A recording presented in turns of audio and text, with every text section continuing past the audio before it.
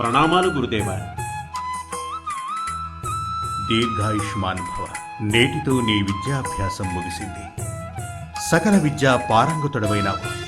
తమరు గరపిన విద్యకు గురుదక్షిణగా ఏం చెల్లించమంటారో చెప్పండి గురుదేవా. మణిమాణిక్యాలు నాకు అవసరం లేదు నాయన. విలు విద్యలో ఈ పృథ్వీలో నీకు ఎవరూ సాటిరారు. నా బాల్యమిత్రుడు ద్రుపదుడు అహంకార పూరితుడై నన్ను అవమానించాడు. అతనిని బంధించి నాకు గురుదక్షిణగా అప్పగించు. గురుదేవా, తప్పకుండా అతన్ని బంధించి తీసుకొస్తాను. వెళ్ళు అర్జున, విజయుడవై తిరిగిరా.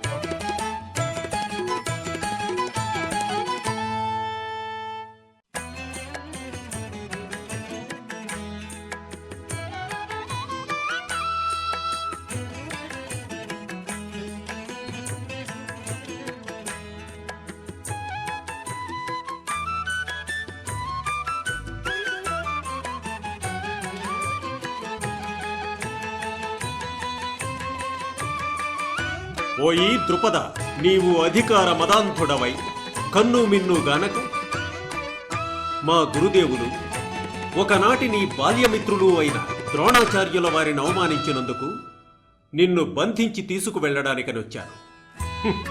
ఎవరు నీవు? ఏమా వాచాలత? నన్నే గుర్తించలేదా? నేను పాండవ మధ్యముడను, అర్జునుడను. ఒక బడుగు బాపడి మాటలు నమ్మి అర్భకుడవైన నీవు మహారాజులమైన మమ్ములను బంధిస్తావా? అది నీ శక్యము కాదు. ఎంత కండ కావరము! నాకు శక్యము కాదా నిన్ను బంధించుట? అది నువ్వు చూతముగాక.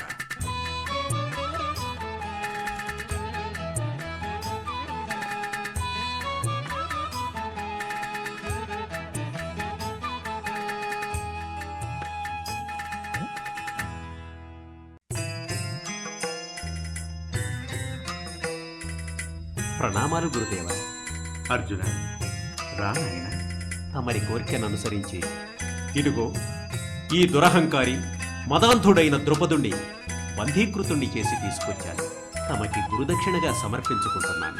స్వీకరించి నన్ను ఆశీర్వదించండి గురుదేవా. భళ అర్జున, భళ. నీకు నీవే సాటి. నా ప్రియ శిష్యుడి వనిపించుకున్నావు. నీ మేలు మరువలేనిది. ఏది, ఒక్కసారి నిన్ను ఆలింగనం చేసుకొని నాకు ఈరోజు ఎంతో ఆనందం కలిగింది నాయన. మిత్రమా, మన విద్యాభ్యాసం నేటితో పూర్తయింది.